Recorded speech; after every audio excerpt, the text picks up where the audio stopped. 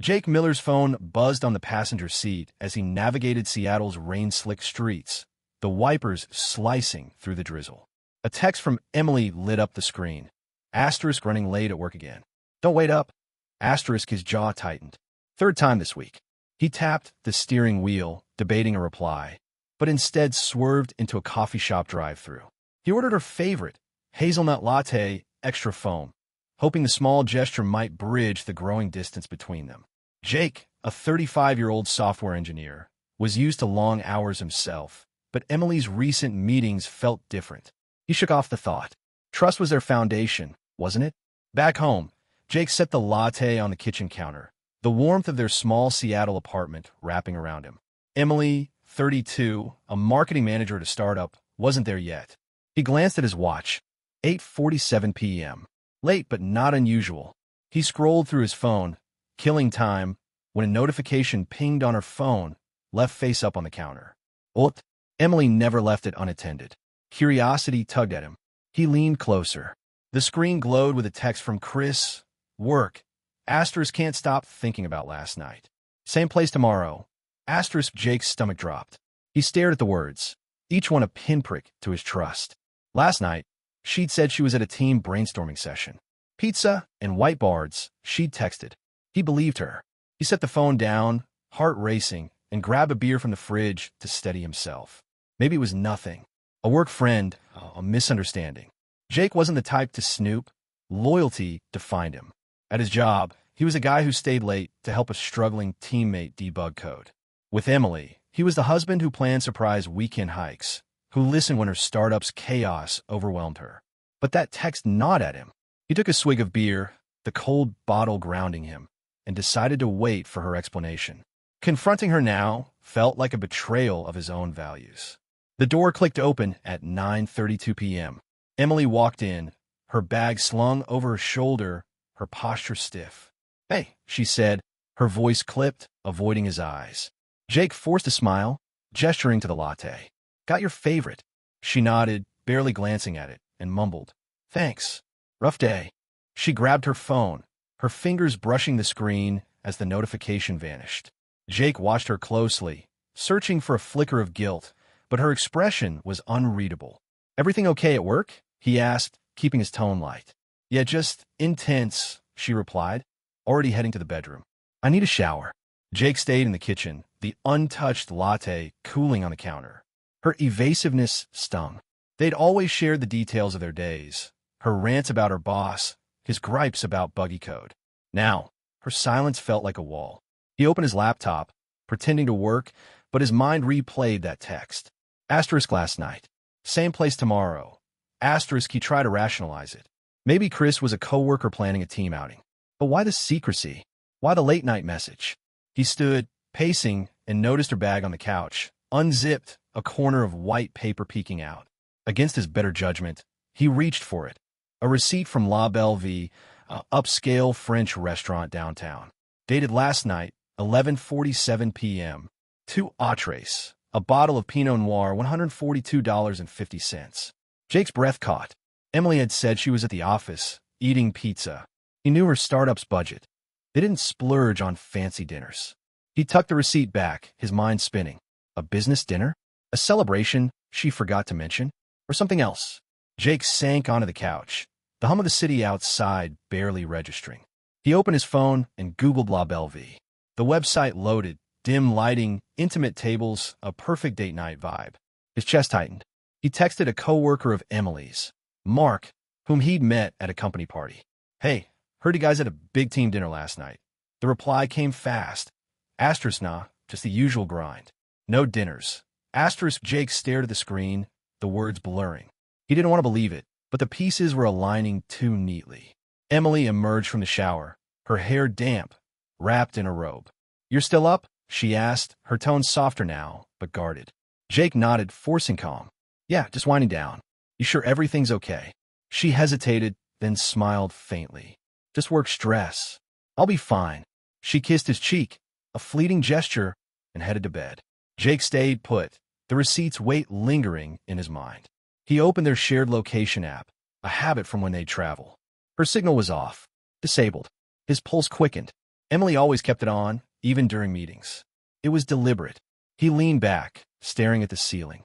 Trust had been their anchor through job losses, family drama, late-night talks.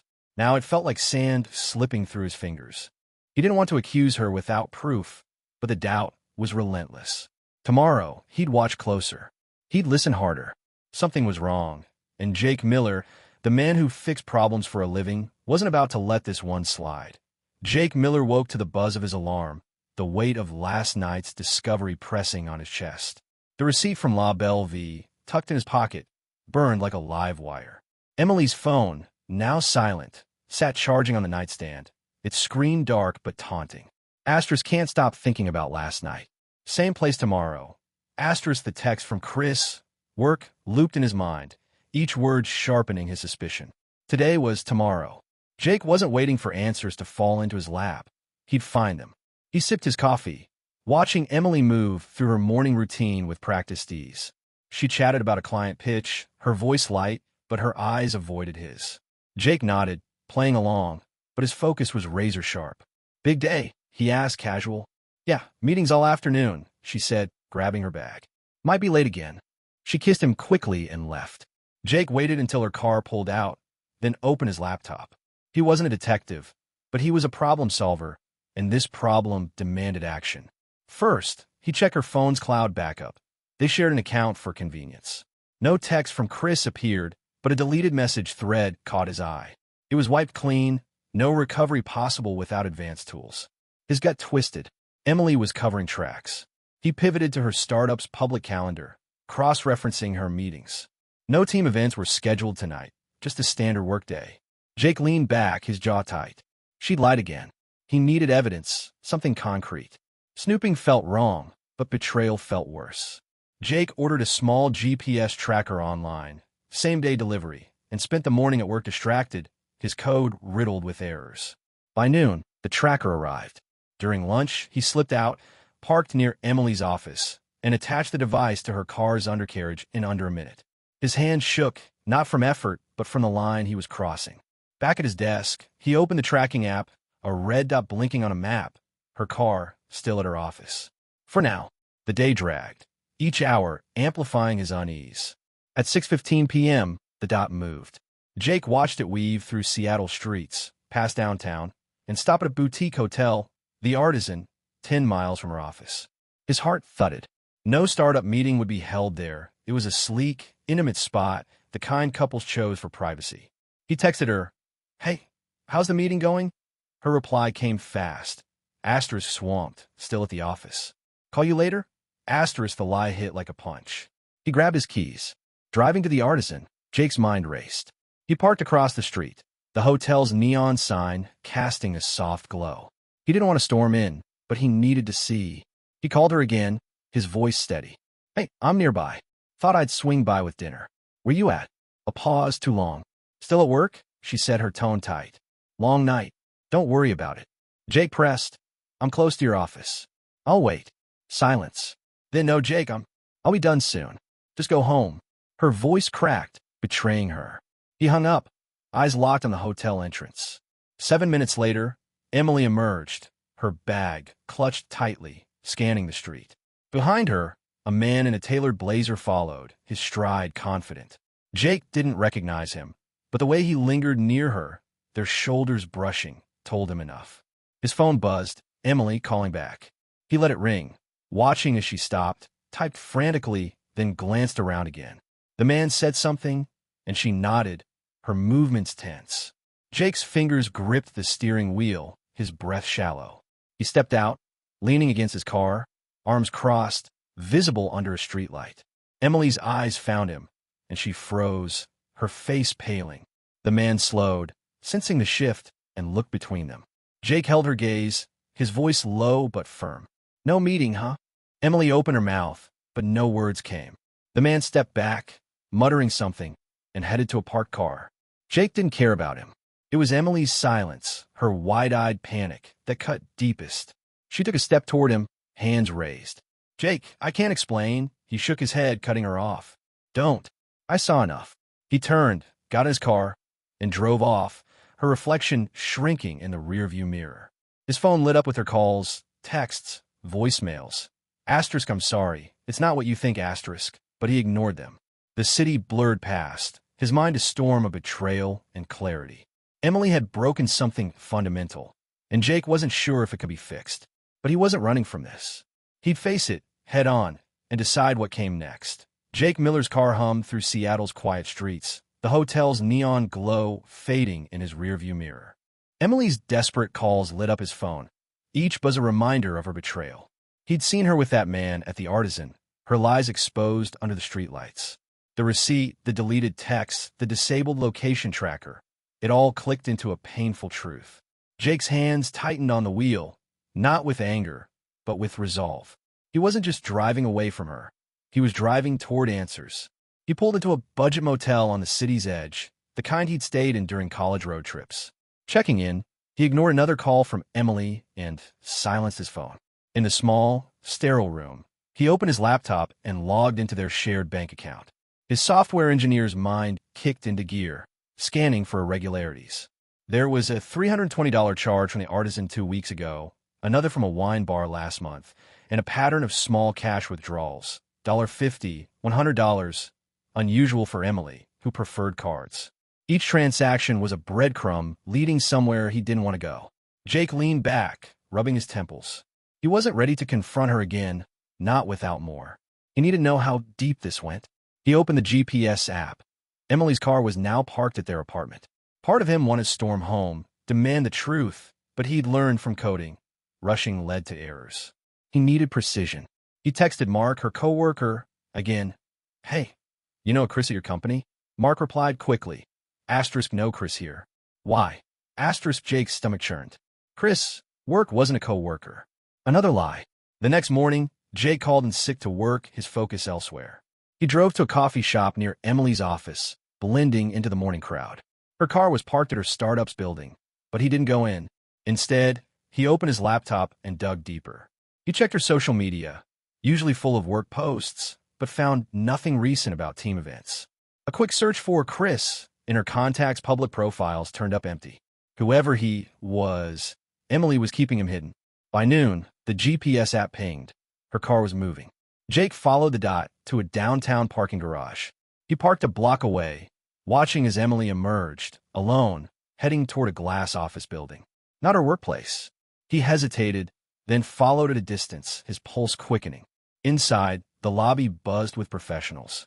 Emily stepped into an elevator, and Jake caught the next one, exiting on the same floor. He spotted her entering a conference room with a man, the same one from the hotel. Tall, polished, carrying a briefcase. They didn't touch, but their familiarity was unmistakable. Jake lingered in the hallway, pretending to check his phone. Through the glass door, he saw them sit close, reviewing papers, their heads bent together. A business meeting? Then why the secrecy? He snapped a discreet photo, his hand steady despite the adrenaline. Back in his car, he zoomed in on the image. The man's badge was visible. Christopher Lang, VP, Meridian Consulting. A quick LinkedIn search confirmed it. Chris, a high-flying consultant, worked with Emily's startup on a recent project. The work label on his text was a half-truth. That evening, Jake returned to the motel, his mind racing.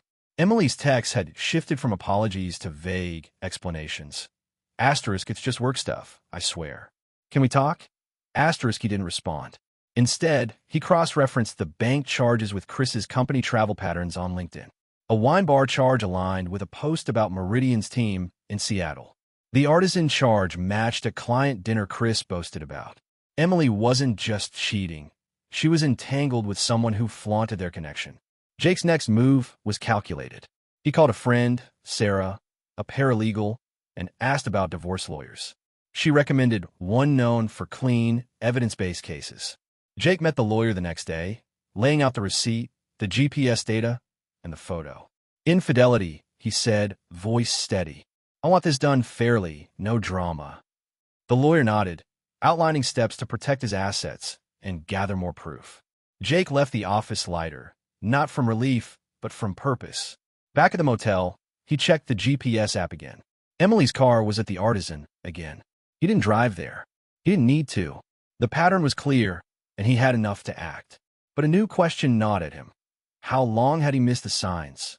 Late nights, guarded phones, her sudden work trips. The life they'd built, hikes in the Cascades, shared playlists, quiet Sundays, was unraveling, and Jake was done pretending it wasn't. He booked a meeting with a lawyer for tomorrow. Whatever came next, he'd face it with eyes wide open. Jake Miller sat in his car outside the divorce lawyer's office, the engine idling as Emily's latest voicemail played. Asterisk, Jake, please, let's talk. I messed up, but I love you. Asterisk, her voice cracked, but it didn't sway him. The GPS tracker had pinged her car at the Artisan again last night with Chris Lang. Bank charges, deleted texts, and a photo of them together painted a clear picture. Jake wasn't just hurt. He was done. Today, he'd take the next step to reclaim his life, and nothing would stop him. He stepped into the lawyer's office, a small suite in downtown Seattle, and laid out his evidence. The La Bellevue receipt, GPS logs, bank statements, and the photo of Emily with Chris. The lawyer, a sharp woman named Rachel, nodded as she reviewed the documents. This is solid, she said. Infidelity, provable with these records. We can file for divorce on fault grounds, protect your assets, and push for a quick settlement. Jake exhaled, his shoulders easing. I want it clean. No revenge, just done. Rachel outlined the process. Serve papers, negotiate terms, and finalize within months if Emily didn't contest. Jake signed the initial forms, his signature steady despite the weight of the moment. Back at the motel, he checked his phone. Emily's texts had escalated. 10 messages, each more desperate. Asterisk, I can explain everything. Please come home. Asterisk, he didn't reply. Instead, he opened his laptop and started researching. His job at the tech startup was draining, tethering him to a life he no longer recognized. An old dream flickered, a coffee shop by the coast, a simpler life. He searched properties in Cannon Beach, Oregon, where he and Emily once vacationed. The idea felt reckless, but it sparked something he hadn't felt in months. Hope. That evening, Jake drove to their apartment to grab his things. Emily was there, sitting on the couch, her phone clutched tightly. She stood as he entered, eyes red. Jake, I'm so sorry, she blurted. It was a mistake. Chris was, it's over now. Her words tumbled out, but Jake raised a hand. You lied for months. Disabled your location, hid dinners, texts. I saw you with him. Her face crumpled, but she didn't deny it.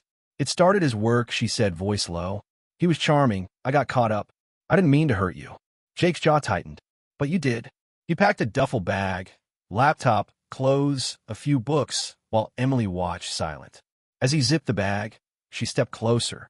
Can we try counseling? I'll do anything. Jake paused, the weight of their shared years pressing against his resolve.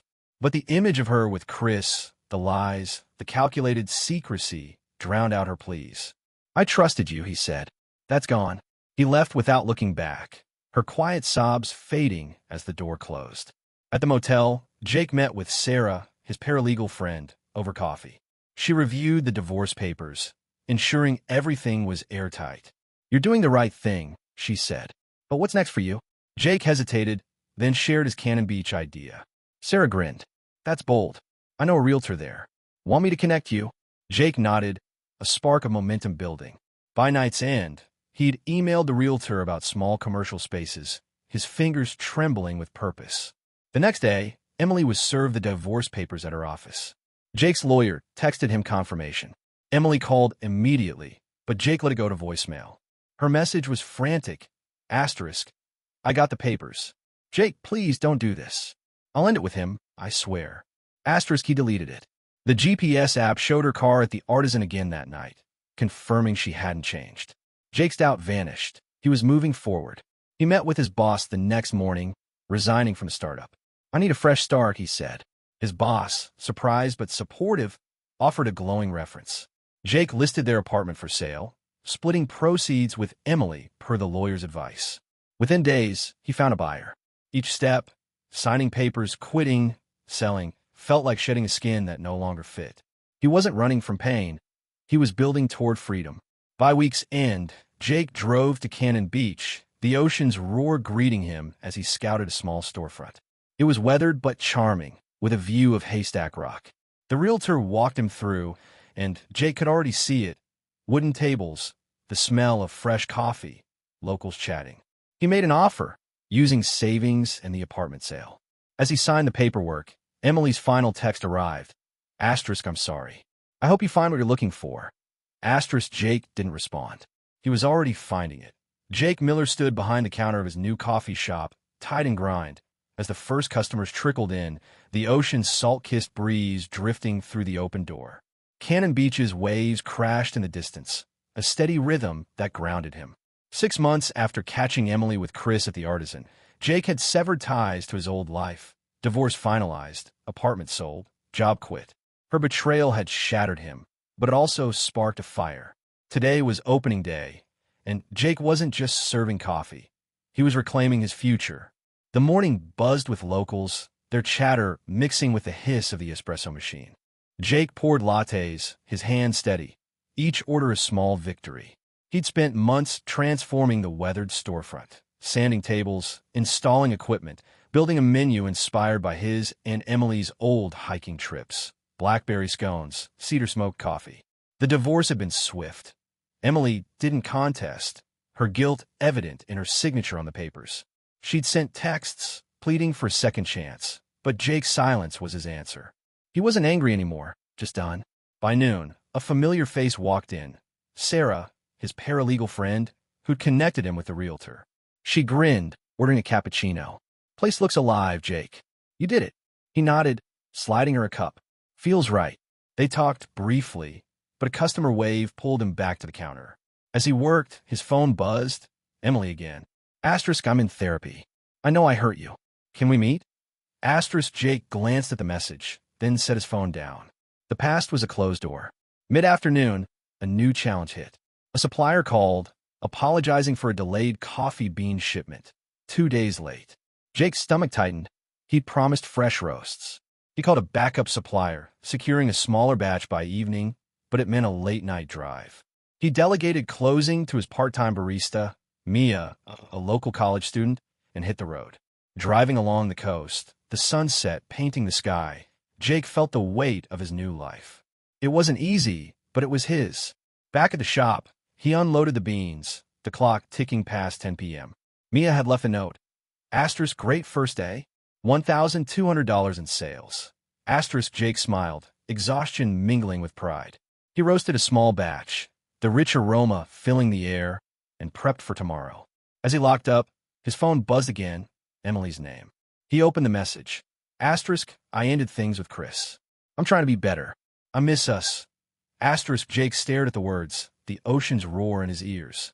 He typed a reply, then deleted it. Some bridges couldn't be rebuilt. The next day, business surged. A local blogger posted about Tide and Grind, drawing a crowd. Jake worked nonstop, but a quiet moment let him check his email. The lawyer had sent the final divorce decree, officially free. He also found an offer from a Portland roaster to partner, potentially expanding his supply chain. Jake replied, scheduling a meeting. His dream was growing, but so were the stakes. A late delivery or bad batch could tank his reputation. That evening, as he closed up, a man entered, Chris Lang. Jake froze, recognizing him from the hotel. Chris, unaware, ordered coffee to go. Jake served him, voice neutral, but his pulse raced. You're new here, Chris said, casual. Jake nodded. Just opened. Chris left, oblivious. The encounter stung, but it also clarified something. Jake didn't need closure from Chris or Emily. He was building something they couldn't touch. Days later, Emily showed up. Jake was wiping the counter when she walked in, hesitating at the door. Jake, she said, voice soft. This place, it's amazing. He didn't smile. Thanks. What do you want? She fidgeted, clutching her bag. I'm sorry. I'm working on myself, but I know I lost you. Jake listened, his expression unyielding. You made choices, he said. I made mine. She nodded, tears welling, and left. Jake watched her go, feeling neither anger nor regret, just peace. By month's end, Tide and Grind was a local hit. Jake hired another barista, secured the roaster deal, and started hosting open mic nights. Locals filled the shop, their laughter replacing the silence of his old life. Emily's messages stopped. She moved on or given up. Jake didn't care which.